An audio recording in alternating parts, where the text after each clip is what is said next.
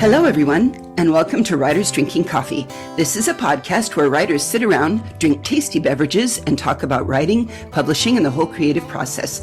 There will be rants and raves and opinions that may not agree, but are lovingly delivered nonetheless. We do not censor ourselves, so consider us PG-13. Today's gallery include John Schmidt and me, Jeannie Warner.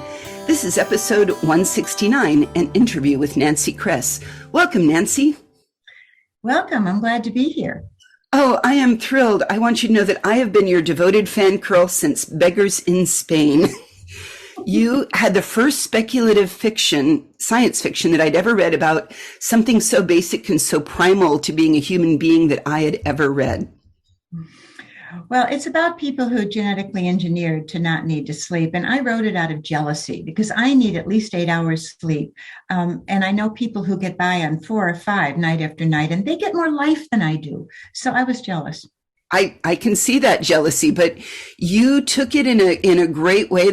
I've always considered you one of the greats of science fiction for taking it and saying, okay, if somebody didn't need to sleep, what else is possible? What could happen? Would they, and could the non-sleepers take over the world? So out there, if you haven't read it, you have to rush out and buy it right away. But wow, you think about, well, if then and, if then but, you have this beautiful way of digging all of the science out of everything. And I love that about you. Well, thank you. Although actually, Beggars in Spain doesn't have as much hard science as my later works. If I were writing it now, there's a lot more known about the mechanisms of sleep. Not everything, because it's still pretty much a mystery, but there's more known, and I would have included it. But at that point, I wasn't writing really hard SF, so there isn't as much science in there as there is in my later work. Well, I have to interject here that the level, and I know we're going to cover this later, the level of science you did put in and the breadth of speculation you had about not just, well, they get extra 4 hours, they'll be 4 hours ahead every day compared to someone who only sleeps 4 hours as the first tycoon.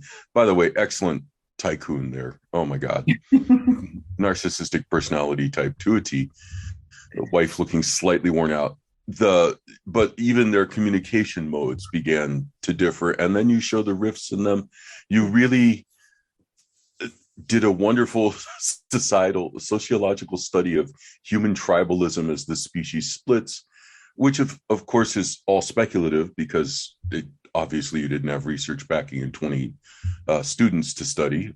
But I am also totally a fanboy because you did cover all the possible science there, or at least touched on it. If you'd covered all of it, it would have been an Asimov book in 18 volumes.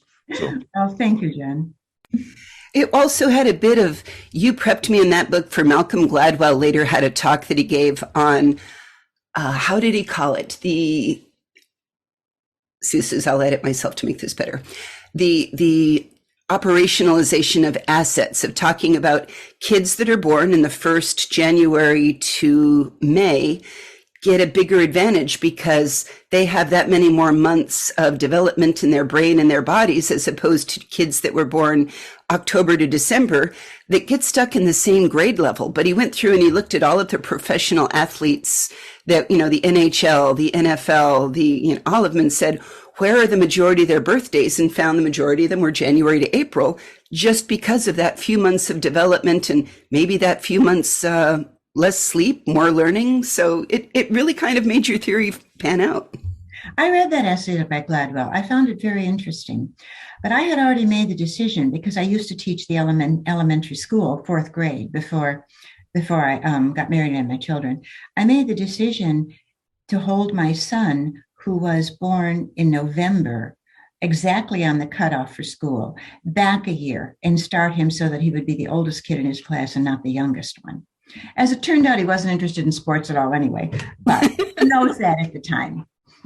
And maybe it is more physiological than brain development because we can't count it. But you also had a whole bunch of stories in Corey and Sean Weaver's Young Explorers Adventure Guide series, and I love those books because, one, there's stories for me in there too, but they wrote really well for middle grades. So I could tell that you love kids. You must love kids because you wrote such interesting stories with about girls in science fiction too.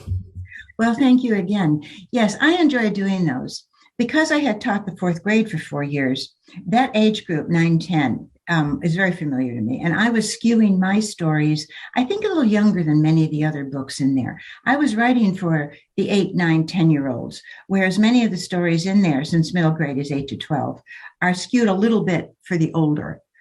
And I was kind of glad that Nea's stories, because all 5 of them are about the same character. Right. She goes through various problems. She was a lot of fun to develop. She's one of those spiky little girls that doesn't believe what she's told and has to test it for herself. I loved it too. I wrote about Olivia, which was kind of a twist on Oliver Twist. So I took as if Oliver Twist ran around with the Fagin program up in space. So that's a good idea. But this brings me to your latest book, which I have to say, you may owe me a few hours of sleep because Observer, I couldn't put it down. Wow. Well, thank you. I wrote this with Dr. Robert Lanza, an eminent scientist. In fact, in 2014, Time magazine declared him one of the 100 most influential people in the world for his work on stem cell research. But this book is not connected with stem cell research at all, as you already know, because you've read it. You made me feel smart and well-read because you had a most beautiful overlap of philosophy, quantum physics, theories of cosmological reactions. And I had just finished a couple of years ago, run into protonic entanglement. Then, I was a philosophy major briefly. Is consciousness defined by observing? How does consciousness affect a quantum universe? Oh my God, I had the greatest geek reaction to this ever. I loved this book. Well, thank you so much. All of those things are naturally connected, interconnected. So it wasn't really a huge leap to put them together in a novel. And the ideas behind consciousness, those particular ideas, are Robert Lanza's. And the characters and situation and development are mine. And we brought different things to the book. So it was an interesting experience because I've never collaborated on a novel before. And it was an interesting experience. And at some points we disagreed. But the major challenge we faced was getting that science in there without slowing down the story too much. And I know that for some readers, it may already be a little slow because we had to start all the way back with the double slit experiment, since unlike you, not everybody is familiar with the basics of quantum physics. I don't understand. Why are they not familiar with? Do they not follow Dr. Chanda Prescott Weinstein? Do they not follow Stephen Hawking? Stephen Hawking. This is fascinating stuff, man. I think so. Okay, calm down, Jeannie.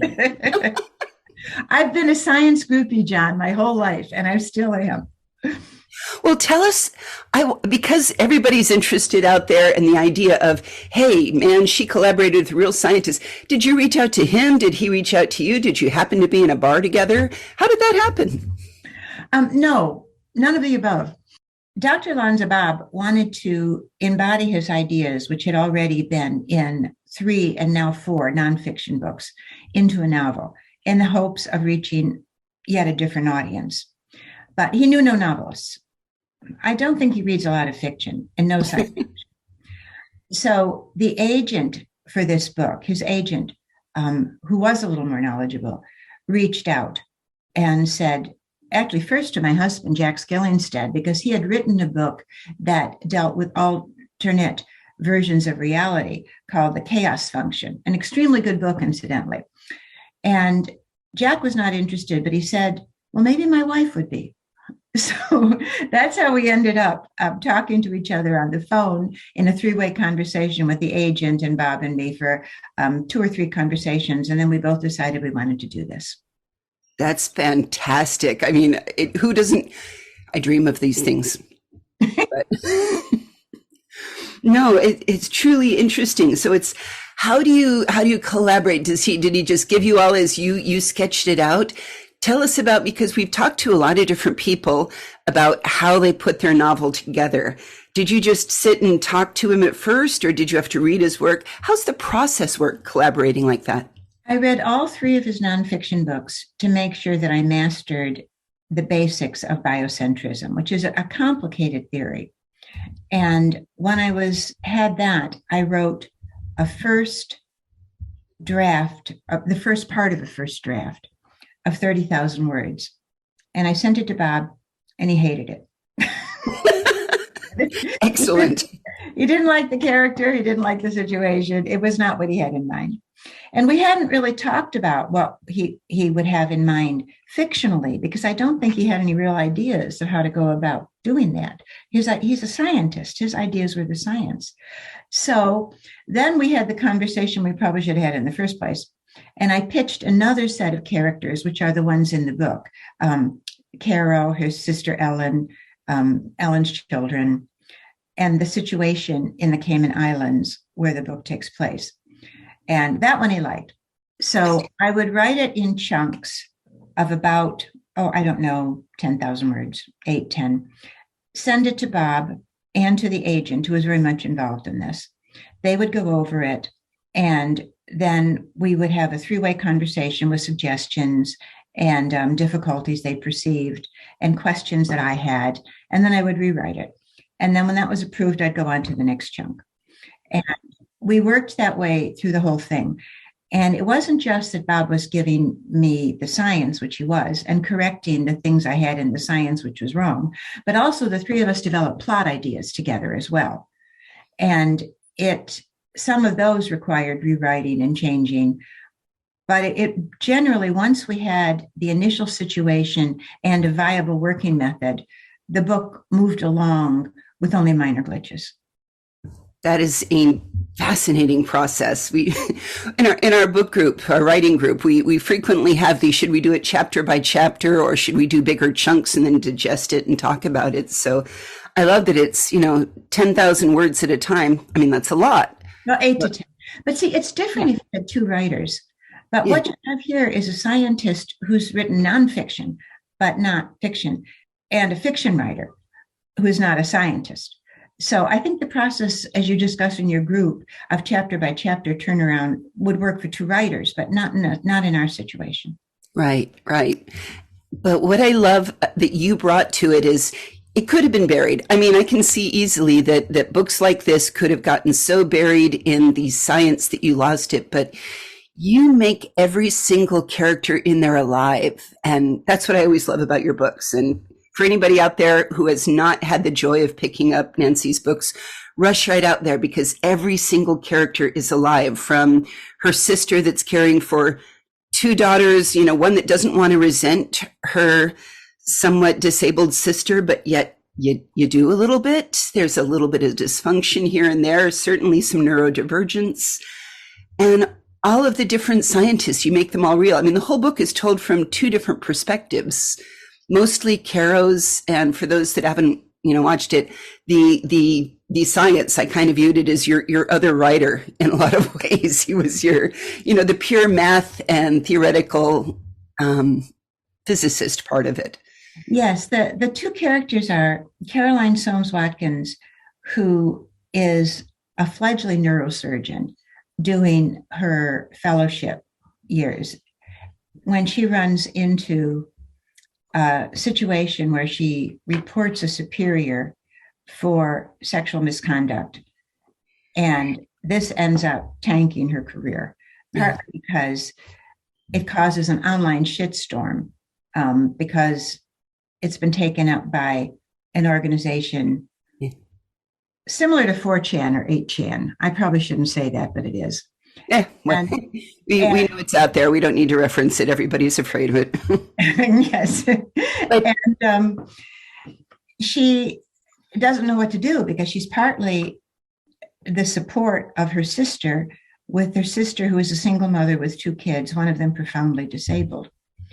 And she accepts an invitation from a great uncle she's never met, who's a Nobel laureate, who is running some kind of mysterious research facility in the Cayman Islands. She accepts an invitation to go and look because he requires a neurosurgeon for his hospital.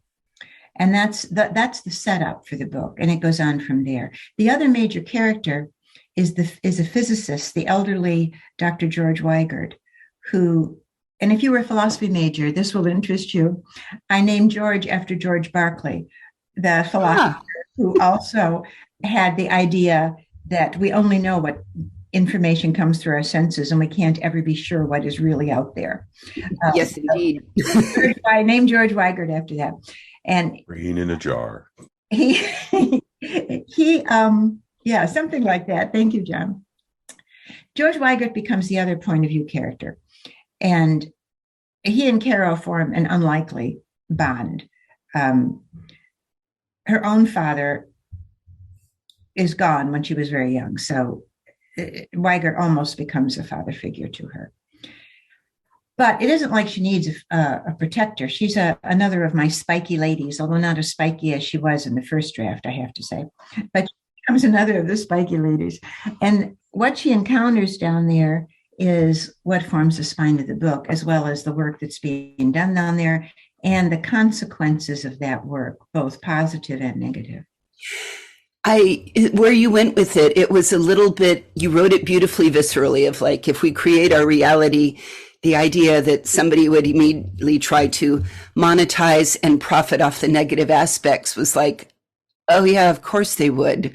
And that's what I loved about it is you had an ability in this plot to say, what is the worst case scenario that a pure scientist with a love of learning and love could discover if somebody had taken their work and turned it into something ugly? And are they it's what is real, what is not real? Well, if they're not real, I can do this. I don't think they're real. And it was very visceral.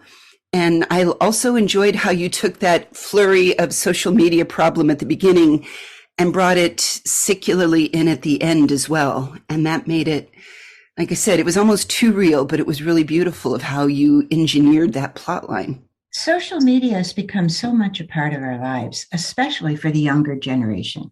And I'm not sure you can write a future novel of any kind now, unless you want to go back to a dystopia where we've lost civilization, that doesn't include the effects of social media, because it has changed pretty much everything in the country, especially, again, for young people, but also in politics, as I'm sure everybody is aware. Mm-hmm. In a way, when you bring it in at the end of saying that this can happen, hey, don't go there, because there are crazy people out there that have money and a willingness to go do crazy ass things. And that is, in a way, the underlying message for me was, it is one of the dangers of science, because there's always been disbelievers. I mean, Galileo got in trouble with the church. Now you have the latest thinker, hey, we can explore this wonderful, amazing new idea that makes it better for all of humanity that Weigert's enjoying. And then, but you have somebody who's willing to come along and destroy it on social media and make another big storm and do terrible things. And it is the danger. I mean, it's sort of like what is the great minds reaching the opposition of the mediocre? Science has always, always been a double-edged sword. The day that humankind discovered fire, the crime of arson became a possibility. Absolutely. And I think one of the movies that I do like in science fiction is 2001. I saw it when it was first released in 1968, and I went, oh my God, wow. And even in that opening scene with the apes, he discovers a hand tool, and the first thing he uses it for is to club the other ape to death. Exactly. Well, is a lot of science fiction movies, they make science the equivalent of is there a difference between science fiction and fantasy in movies is such an interesting question. Yeah, and I really have a grudge against most science fiction movies. There are ones like 2001 that are clearly meant to be symbolic, and I'm okay with that. And there are ones like Her that actually explore in a fairly reasonable way things that could happen. And I certainly am fine with that. But then there's a whole huge bunch that just think that science is like some kind of wayward magic. And they try to embed it in a realistic framework, and it just doesn't work. It's stupid. Let me give you two examples. I warned I was going to be this rant. I love this rant. Go for it. Moon. They're mining some strange sort of ore on the moon. And instead of sending up three guys with hazard pay, which I know they can do, because in the middle of the movie, we find out that the corporate guys can go up in a pod and back in a pod. So that could easily be done. Instead of doing that, they have an underground basement full of clones, which they replace when one guy dies, and they have to jam all reception for radio broadcasts and everything else coming from Earth, because he might discover that he's not the original person and so much time has passed, and they have to fake transmissions from his family. And it's stupid. Send up three guys with hazard pay. And even worse is transcendence. I mean, come on. The only thing that can escape a black hole is Hawking radiation and Matthew McConaughey. Give me a break. Well, he's kind of like a Hawking particle. He's kind of like Hawking radiation. He's that hot. But I really get upset about it because there are so many stories that can be told. I liked The Martian. Both the filmmaker and Andy Weir in the book are very frank about the fact that there is one thing up front that isn't going to happen. There is not enough air pressure on Mars to create the kind of sandstorm that can topple over a rocket and prevent it from leaving. But once you grant that, everything else actually follows. I was at a luncheon once and I was sitting next to Ed Yu, an astronaut who had spent time up on the ISS. And we were talking about The Martian. And he said that he really, really was blown away by it. He really liked it, given that one thing. And I'm willing to grant one thing up front, but I'm not willing to grant, as in Transcendence, that the climax depends on a perversion of science. Right. And I suppose you could, my brain can twist it around and say, we know that solar flares cause big action here. They could have, instead of just hand waving it, they could have added a little something saying it's incoming, it might be strong. Like we have an atmospheric current that's hitting California right now to date when this podcast is. And it's something none of us have really seen, this much rain in Southern and Northern California in our lives. And we're all a little scared, but it's a one in a lifetime thing. But we could see that. They could have done that in The Martian. They could have, but they also needed him to have a windstorm strong enough to drive whatever that was that's the object through his suit and knock him out so that he couldn't join the leaving people. But they might have gotten around to that too. But in general, I think Andy Weir does a good job of sticking to the known scientists, and it was inventive. Just when I was thinking, okay, now what is he going to do? And he would come up with something else that I hadn't thought of. Yeah. One of the amazing things about that book, and this is a side note, obviously, is that it is, in a way, very crowdsourced, because he wrote most of his early books online. And given that he is a technical engineer, had a lot of technical engineers following along. All you have to do is go to the Kerbal or the now Artemis news groups and say, hey, what about this? And so he incorporated a lot of what in theory we would call notes, and in other places you might call edits, but most people call carping and criticism. And he actually winnowed through that or worked through that and found all the good information and got the people who complained about things arguing with each other until the real science fell out of it, if you look at his process. That's very interesting, John. I didn't know that. That's very interesting. He can pull from his roots. It looks to me, based on what you've said and what I've read, that your experience in handling fourth grade dynamics is what allowed you to survive the great red workshop that killed so many. It's a joke, guys, when George R.R. Martin gave it. I did not know about Observer until we started preparing for this podcast. And it is, I have to say, incredibly enheartening to discover that you can order the book, which has been released very recently, and they will donate to the Salk Foundation to do science research. So when you say you're not a scientist, you're a writer, you are a fantastic, amazing teacher, writing and writer, obviously, but you're no slouch on the science department either. of course, look at who you're comparing yourself to. Oh my God. I had to really work to master the science that I know. I had very little science in college, and high school was a long, long time ago. But I read, and I find that there are books that are an enormous help. When I was writing the probability series, which is very heavy on physics, Brian Greene's wonderful book, The Elegant Universe, and in the follow-ups, The Fabric of the Fabric of the Cosmos. There's two more he wrote.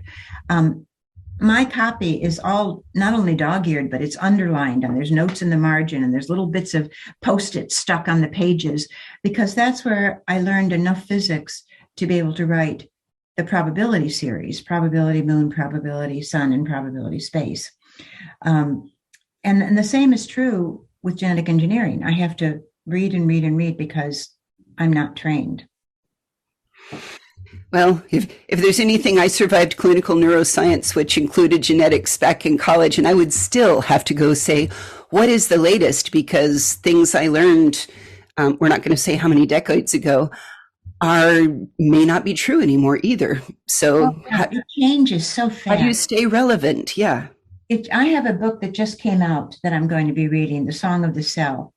And I can't pronounce the author's name, but I'll make a quick try at it because he's so good at this.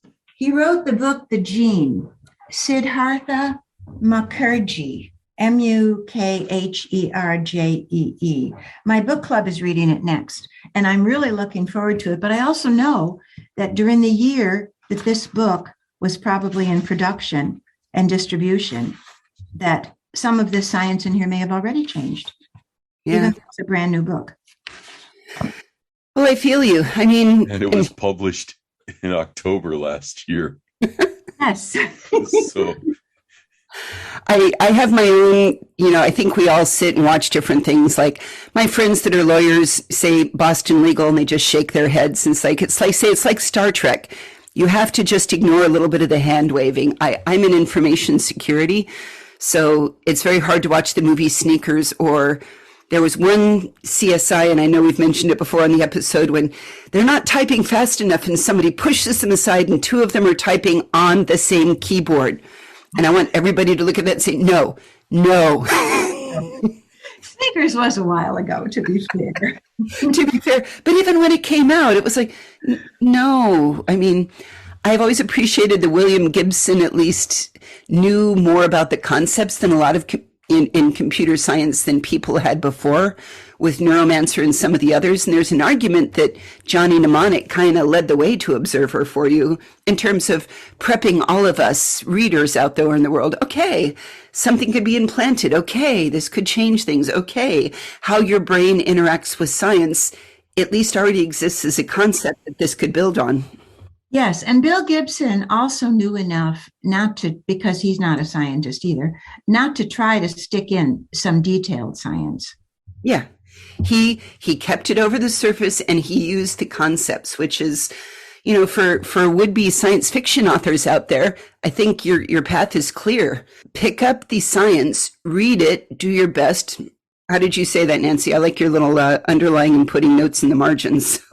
Oh, yeah, margins, sticky notes, little arrows going to another page, exclamation points, underlining, all of it.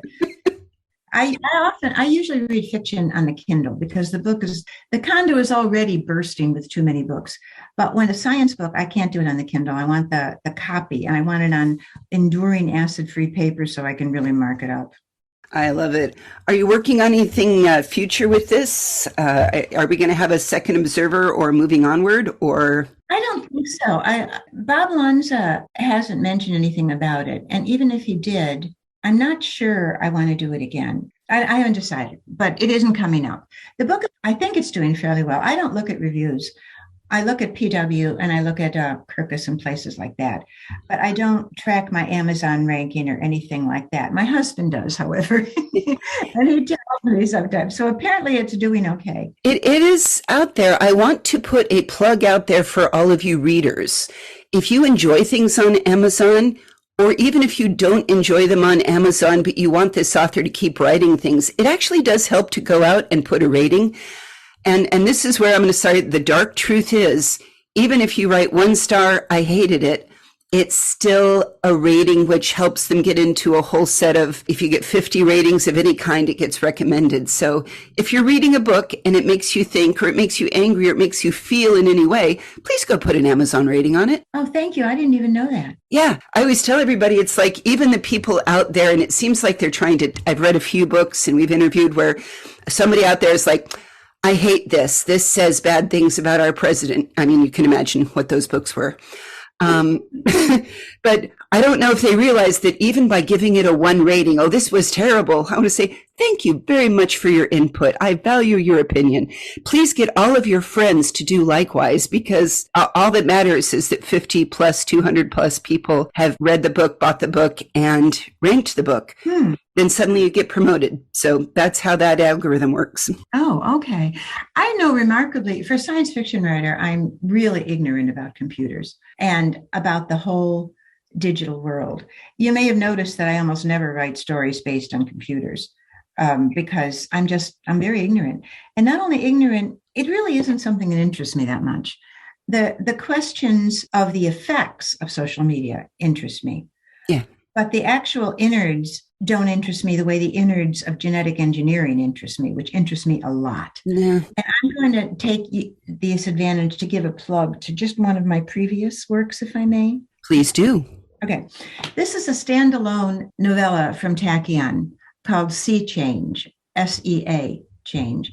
And it concerns genetic engineering and environmental concerns in the northwest corner of Washington where the Quinault tribe lives.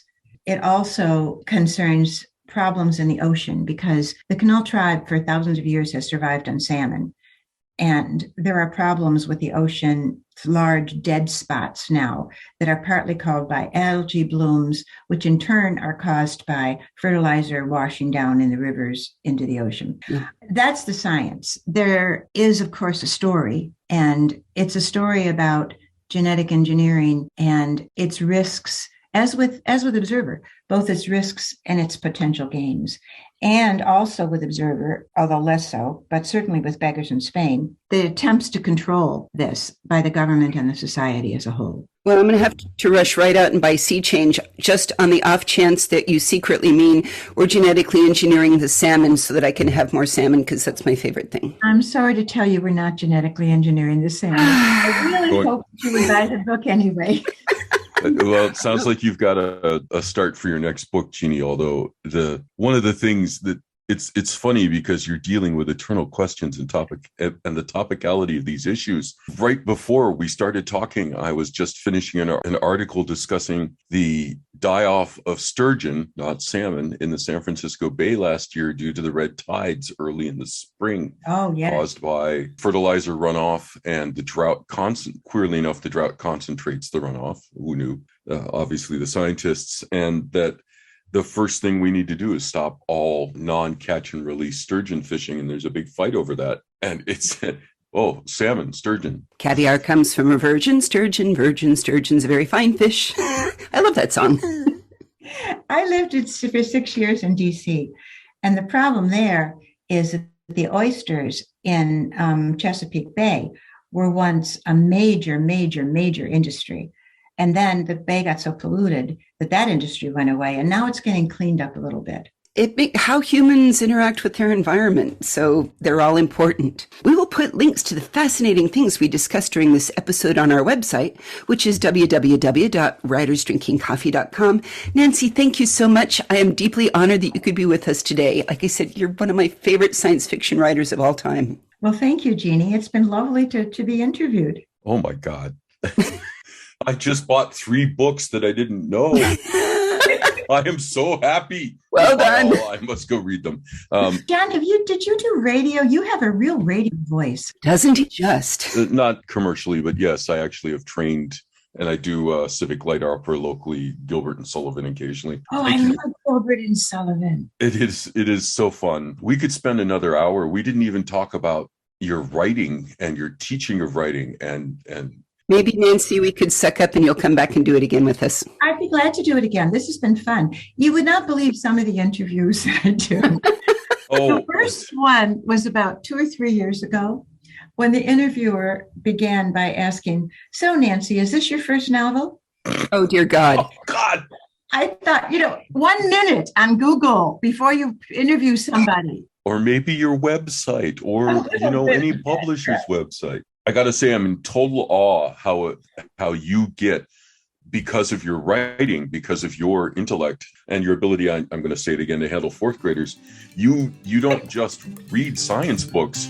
You go get information out of scientists and astronauts. That is wonderful. I do. I collect scientists the way some people collect butterflies.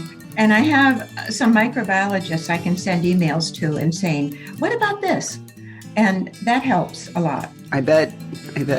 Anyway, let me read the end part just so that I can say that I've done it here. You've been listening to Writers Drinking Coffee, a labor of love and enthusiasm put together by the hosts. Our main web support magic is brought to you by Deirdre Schween, and our sound engineer and backup web spiders are David Welsh and John Schmidt. Our intro music and exit music are both by Michael Engberg. You can hear more from Michael Engberg on manyhatsmusic.com. Our podcast sponsors are Jackal Designs, The Bean Scene, Arm Street, and Science. And hey, thanks for listening. There, I said it. I'm sorry, I thought you'd already read us out.